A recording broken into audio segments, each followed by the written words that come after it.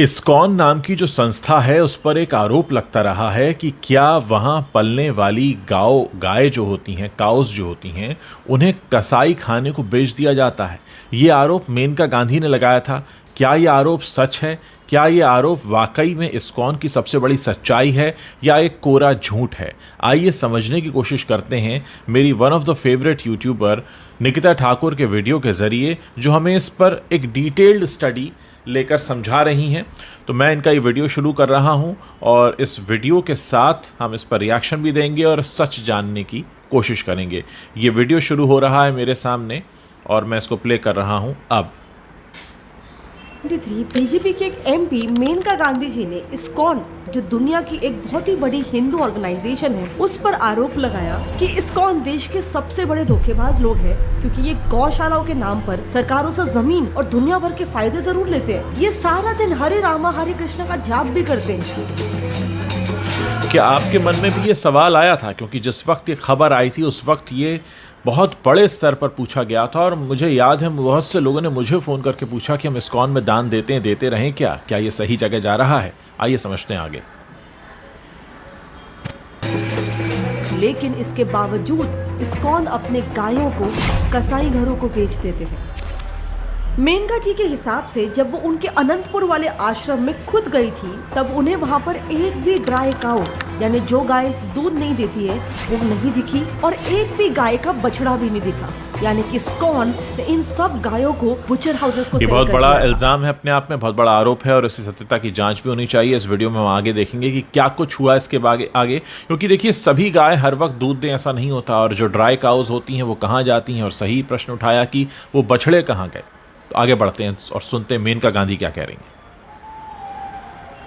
सबसे बड़े जो यहाँ देश के धोखेबाज है वो है इस्कॉन। वो रखते हैं गौशाले और सरकार से दुनिया भर के उनको फायदा मिलता है गौशाले चलाने के। मैं अभी उनके आनंदपुर गौशाला में गई, एक भी सूखी गाय नहीं, एक भी बछड़ा नहीं है। ISKCON is selling all its cows to the butchers. अब अगर हम इस इस्कॉन के मुद्दे से हल्का सा हट के बात करें तो पूरे हिंदुस्तान में भी जो गायों की स्थिति है वो कुछ खास नहीं है। अगर हम इंटरनेशनल बीफ एक्सपोर्ट को देखें तो 2015 में इंडिया दुनिया का लार्जेस्ट बीफ एक्सपोर्टर था और तब से लेकर आज 2023 तक हमारा देश टॉप 5 बीफ एक्सपोर्टर्स में से एक है। नाउ सबसे सरप्राइजिंग बात, ये जो पोजीशन हमारे देश ने हासिल किया है वो एनडीए गवर्नमेंट यानी कि मोदी जी की सरकार, जो एक राइट विंग सरकार है, कितना बड़ा सच है। देखिए गायों की पूजा की जाती है, हम तमाम तरह की बातें करते हैं और बहुत कुछ गौ रक्षक और दुनिया भर का तमाशे हैं हमारे देश में, लेकिन उसके बाद भी स्थिति देखिए, जो आंकड़े हैं वो क्या कह रहे हैं। आइए आगे बढ़ते हैं।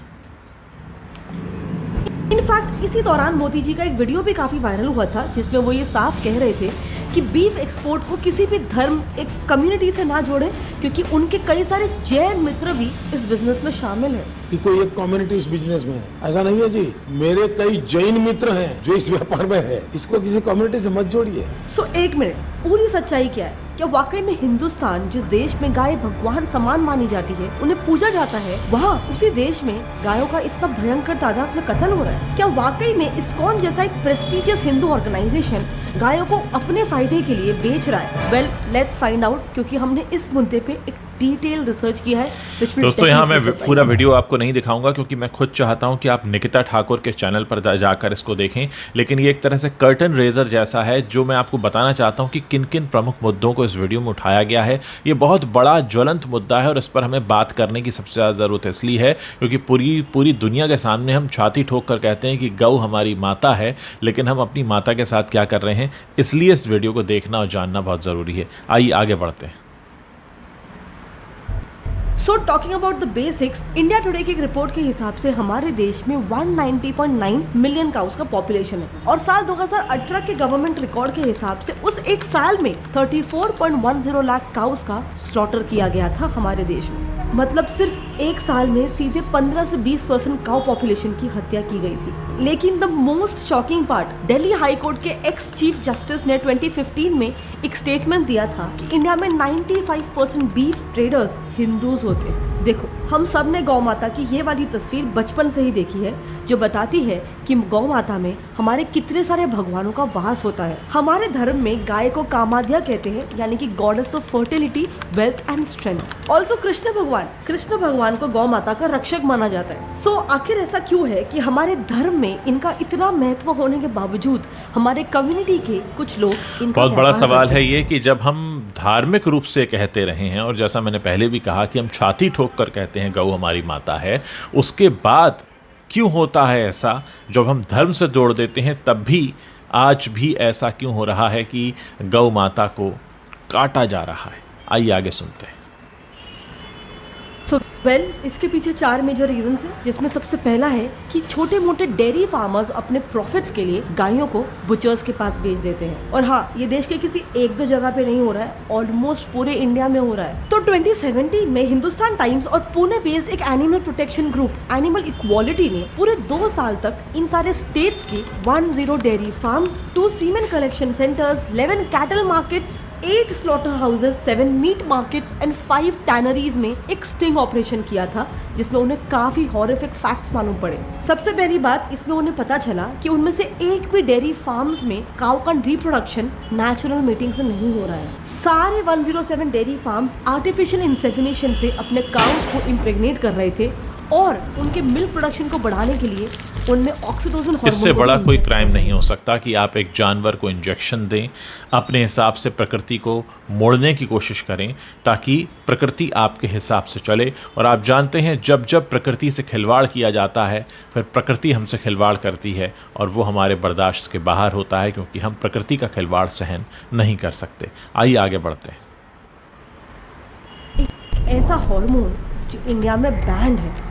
अब इससे इंजेक्ट करने से काऊ का मिल्क प्रोडक्शन तो बढ़ जाता है, पर लॉन्ग रन में इसके कई सारे साइड इफेक्ट्स होते हैं, जैसे कि काऊ का यूट्रस कॉन्ट्रैक्ट हो जाता है, उनके स्तन एब्डोमिनली यूज हो जाते हैं एंड सबसे इंपॉर्टेंट, उनकी लाइफ स्पैन काफी कम हो जाती है। एनिमल इक्वालिटी के एग्जीक्यूटिव डायरेक्टर अमृता जी का भी इस पर कहना था कि वाइल्ड एनवायरनमेंट में काउस का लाइफ स्पैन 20 ईयर्स तक होता है, बट डेयरी फार्म्स में इन सारे आर्टिफिशियल मेथड्स की वजह से काउस मुश्किल से 4 साल ही जी पाती है। बट इस सिचुएशन को देखने का एक दूसरा नजरिया ये है कि ये करने के पीछे इन फैमिलीज का मेन रीजन होता है कि इनका सिर्फ यही कैटल से एक सिंगल सोर्स ऑफ इनकम होता है। एक्चुअली यही one of the main reasons है कि इंडिया का GDP per capita extremely low है। स्टैटिस्टा के रिपोर्ट के हिसाब से it was just around 12,000 per month in 2019। इसीलिए ताकि जरूरत की घड़ी में हम पर कोई फाइनेंशियल क्राइसिस ना आ जाए, बहुत इंपॉर्टेंट है कि इंडियंस के पास मल्टीपल सोर्सेज ऑफ इनकम हो, जैसे कि ट्रेडिंग। लेकिन अगर आपको ट्रेडिंग का टी भी नहीं आता है तो डोंट वरी, XM.com जो कि अब यहाँ पर ये प्रमोशनल वीडियो दिखा रही है, इसलिए मैं इस वीडियो को यहीं पर रोक रहा हूँ। आप इनका वीडियो जाकर देख सकते हैं। लेकिन एक हैरान करने वाला आंकड़ा जो इसमें बताया गया है वो ये है कि हम गाय को अपनी माँ कहकर बुलाते हैं और सबसे ज़्यादा खिलवाड़ करते हैं, उनके लाइफ स्पैन को कम करते हैं, उन्हें अपने हिसाब से बदलने की कोशिश करते हैं। शुरुआत इसकी इस्कॉन के साथ हुई थी और जाहिर है मेनका गांधी का वो स्टेटमेंट कि जब वो विज़िट करती हैं इस्कॉन के डेयरी फार्म में तो वहाँ पर एक भी सूखी गाय क्यों नहीं मिलती। मैं इस वीडियो में थोड़ा सा आगे बढ़ना चाहूँगा और फिर आपको दिखाना चाहूँगा कि किस तरीके से ये पूरा मामला होता रहा है। अगर हम इस वीडियो को दोबारा से आपको दिखाएं तो हम आपको ये दिखाना चाहेंगे कि किस तरीके से ये सब जो पूरा खेल है ये खुलेआम होता है और इसको रोकने की कभी कोई कोशिशें नहीं की जाती हैं। मैं इस वीडियो को यहाँ से शुरू कर रहा हूँ और हम इसको आगे देखेंगे थोड़ा सा।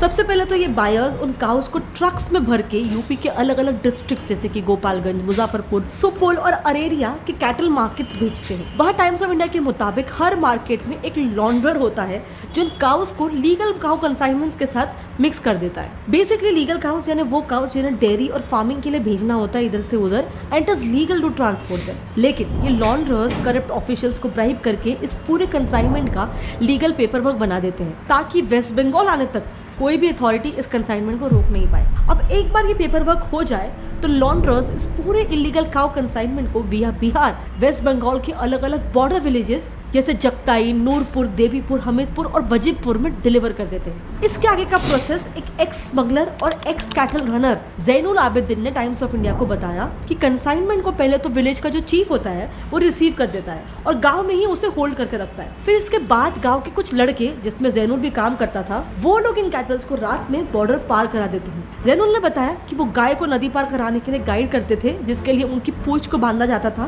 ताकि वो कैटल कंटिन्यूअसली पानी के ऊपर फ्लोट करते रहे। इन्हीं लोगों को कैटल रनर्स कहा जाता है और जैनुल और उसके जैसे और कैटल रनर्स को एक ट्रिप के लिए 1500 से 2500 रुपए मिलते हैं, डिपेंडिंग ऑन नदी का फ्लो कितना हैवी है, बॉर्डर पे पेट्रोलिंग कितना ज्यादा विजिलेंट है, ये सब फैक्टर्स पे उन्हें इतना पैसा दिया जाता है। बट उनका काम सिर्फ इतना होता है 2 गायों को कैसे भी करके बांग्लादेश पहुंचा देना। ऑल्सो टाइम्स ऑफ इंडिया को जैनुल और बाकी सभी एक्स स्मगलर्स ने यह भी बताया कि कंसाइनमेंट बांग्लादेश जाने से पहले विलेज चीफ को, कुछ करप्टेड बीएसएफ ऑफिशियल्स को, लोकल पुलिस को और लोकल पॉलिटिशियंस को देखिए किस तरह से गायों की तस्करी होती है, हमारे देश से बाहर भेज दी जाती हैं।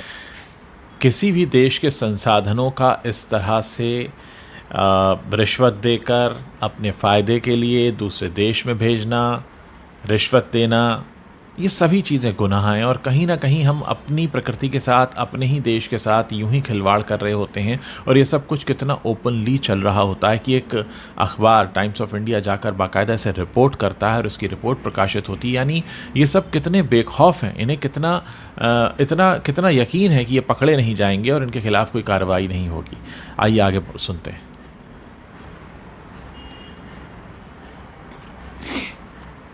तो ऐसे ये पूरा स्मगलिंग रैकेट स्मूथली रन करता है और हमारे कई लाखों गायें बांग्लादेश पहुंच जाती हैं। अब ऐसा नहीं है कि ये गायों को सिर्फ क्रिमिनल्स ही बेचते हैं, कई बार फार्मर्स को भी मजबूरी में अपने गायों को बेचना पड़ता है। ये यूजुअली 2 सर्कमस्टेंसेस में ही होता है, पहला जब सूखा पड़ता है या फिर जब ड्रॉट आता है। आई के मुताबिक इस दौरान एक गाय के फॉडर के लिए, चारे के लिए डेली का 100 रुपीज़ से 150 रुपीज़ का कॉस्ट आता है। और ड्रॉट के वक्त फार्मर्स के सारे क्रॉप्स डिस्ट्रॉय हो गए रहते हैं और उस वक्त ओपन ग्रेजिंग ग्राउंड भी उतना अवेलेबल नहीं होता है। सो दूसरा रीज़न है जब कई बार फार्मर्स डेट में फंस जाते हैं। उन डेट्स को क्लियर करने के लिए जब उनके पास और कोई चारा नहीं बचता है तो उन्हें अक्सर अपने काउस को बेच के अपने डेट्स चुकाने पड़ते हैं। आई नो ये रीज़न सुनने में काफ़ी छोटा लग रहा रहेगा, लेकिन सिर्फ पिछले समर सीजन में तेलंगाना के एक डिस्ट्रिक्ट मेदक में ही 6 लाख गायें लोन्स चुकता करने के लिए बेची गई थी। इसीलिए ये भी काफ़ी इंपॉर्टेंट रीज़न बन जाता है कि काउस का अल्टीमेटली बिजनेस शुरू हो जाता है। सो क्योंकि अभी मैंने आपको जैसे बताया बीफ इंडस्ट्री इंडिया में इकोनॉमिकली काफ़ी वायबल है और काफ़ी कम्युनिटीज़ भी फाइनेंशियली इस इंडस्ट्री पे डिपेंडेंट है। लेकिन एक और दूसरा पर्सपेक्टिव है। डिड यू नो अमेरिका के कुछ स्टेट्स में हॉर्स स्लॉटर एंड कंजम्पशन पे रोक है। There are many states in the United States where the slaughter of horses is banned. It is banned by law. You cannot slaughter horses. Also सबको पता है almost हर एक Islamic country में True. उनके धर्म के हिसाब से पोर्क बैंड है। Every single Islamic country bans pork. सो वैसे ही इंडिया का इंडिजिनस कल्चर जो ऑलमोस्ट 10,000 से भी ज़्यादा साल पुराना है, उस कल्चर में गाय भगवान समान है, उन्हें पूजा जाता है, उनकी रक्षा की जाती है। हमारे ऑलमोस्ट हर एक कल्चर में, हिंदुइज्म, जैनिज्म, सिखिज्म, हर कल्चर में काउस का स्लॉटर करने से बड़ा पाप कोई भी नहीं है। सो जैसे यूएसए हॉर्स के लिए और इस्लामिक कंट्रीज पोर्क पे रोक लगा सकते हैं, उन्हें बैन कर सकते हैं क्योंकि वो उनका कल्चर है, तो अगर भारत अपने गायों की रक्षा करना चाहे बहुत डिटेल तो क्या ये स्टडी गलत करके बात है? बहुत अच्छा देखो, पक्ष उन्होंने मैंने आपके सामने रखा दोनों कि की अगर हम perspectives रख दी। धर्म की ही बात करते हैं तो धर्म के आधार पर ही सही। हम बार बार सुनते हैं हिंदू राष्ट्र, हम बहुत कुछ सुनते हैं ऐसी चीज़ें। हिंदू राष्ट्र की डिमांड हो रही है, हिंदू राष्ट्र होगा नहीं होगा ये तो वक्त की बात है, लेकिन कम से कम हम आज अपनी गौ माता का स्लॉटर तो बैन कर ही सकते हैं। हम बीफ के सबसे बड़े निर्यातकों में से एक हैं और आज हमें सोचने की ज़रूरत है कि हमारे राजनेता धर्म के लिए धर्म का इस्तेमाल नहीं करते बल्कि राजनीति के लिए धर्म का इस्तेमाल करते हैं। ऐसे में ये पूछना ज़रूरी हो जाता है कि क्या भारत तैयार है हिंदू राष्ट्र बनने से पहले गौ माता के स्लॉटर को रोकने के लिए? क्या कहते हैं आप? जल्दी से इस वीडियो के नीचे कमेंट करके मुझे भी बताइए और हाँ, इस वीडियो को शेयर करना मत भूलिएगा।